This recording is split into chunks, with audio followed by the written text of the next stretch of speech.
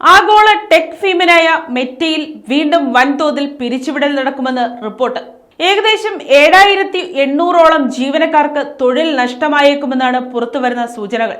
Artificial intelligence മേഖലയിൽ കൂടുതൽ നിക്ഷേപം നടത്തുന്നതിന്റെ ഭാഗമായാണ് കമ്പനിയുടെ ഈ നിർണായക നീക്കം. സോഷ്യൽ മീഡിയ പ്ലാറ്റ്ഫോമുകളായ ഫേസ്ബുക്കിന്റെയും ഇൻസ്റ്റഗ്രാമിന്റെയും മാതൃകമ്പനിയായ മെറ്റയിൽ തൊഴിൽ പ്രതിസന്ധി രൂക്ഷമാകുന്നു. നിലവിലുള്ള ജീവനക്കാരുടെ 10% കുറയ്ക്കാനാണ് കമ്പനി ലക്ഷ്യമിടുന്നത്. മെയ് 20ഓടുകൂടി പിരിച്ചുവിടൽ സംബന്ധിച്ച ഔദ്യോഗിക അറിയിപ്പുകൾ ജീവനക്കാർക്ക് ലഭിച്ചു തുടങ്ങുമെന്നാണ് റിപ്പോർട്ടുകൾ. വ്യക്തിഗത ഇമെയിലുകളിലേക്കും ഔദ്യോഗിക ഇമെയിലുകളിലേക്കുമായിരിക്കും നോട്ടീസ് അയക്കുക.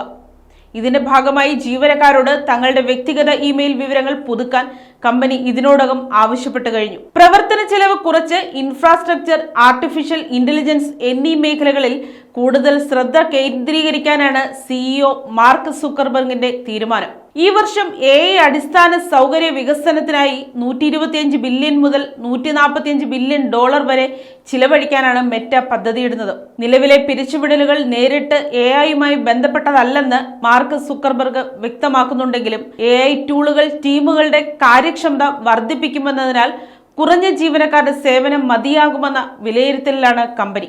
മുൻപും സമാനമായ രീതിയിൽ മെറ്റയിൽ കൂട്ട പിരിച്ചുവിടലുകൾ നടന്നിരുന്നു. ഭാവിയിലും ഇത്തരം നടപടികൾ ഉണ്ടായേക്കാമെന്ന ആശങ്കയിലാണ് ജീവനക്കാർ. പിരിച്ചുവിടൽ വാർത്തകൾ പുറത്തു വന്നതോടെ ആർട്ടിഫിഷ്യൽ ഇന്റലിജൻസിന്റെ കടന്നുകയറ്റവും തൊഴിൽ സുരക്ഷയും സംബന്ധിച്ച ചർച്ചകൾ ആഗോളതലത്തിൽ വീണ്ടും സജീവമാവുകയാണ്. News desk, Kottarakkara media.